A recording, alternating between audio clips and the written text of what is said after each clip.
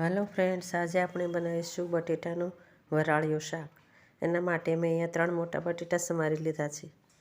હવે એક કુકરમાં 3 થી 4 મોટી ચમચી તેલ ગરમ કરવા મૂકીશું।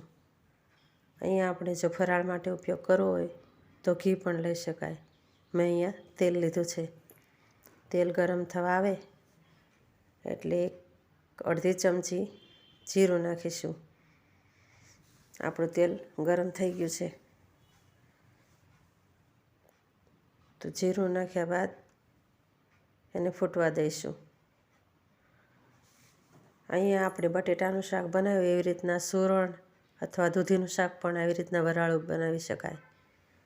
તો આપણું જીરું સરસ ફૂટી ગયું છે। હવે મેં અહીંયા એક ડીશમાં થોડા મીઠા લીમડાના પાન અને એક લીલું મરચું સમારી લીધું છે, જે ઉમેરીશું। ત્યારબાદ તરત જ આપણે સમારેલા બટેટા ઉમેરીશું।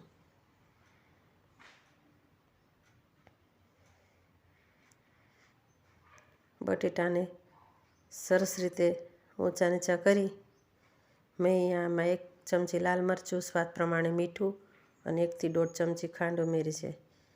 અહીંયા મરી પણ ઉમેરી શકાય। હવે આપણે સરસ રીતે ઊંચા નીચું કરી ઢાંકણ ઢાંકી ધીમા ગેસે ચડવા દઈશું। થોડી વાર ઊંચા નીચું કરવું જરૂરી છે।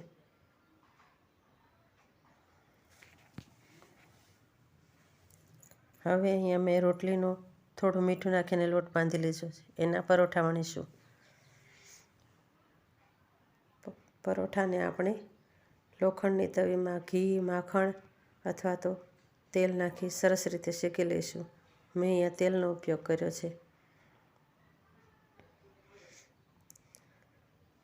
તો આપણે પરોઠાને સરસ રીતે બંને બાજુ ફેરવી અને શેકી લઈશું। તો તૈયાર છે આપણા પરોઠા અને વરાળિયું શાક। મેં એ બંનેને દહીં અને સલાડ સાથે સર્વ કર્યા છે।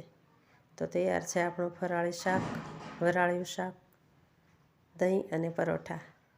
Thank you. તમને જો મારો વાનગી સારી લાગી હોય તો લાઈક કરો, શેર કરો અને મારી ચેનલને સબસ્ક્રાઈબ જરૂરથી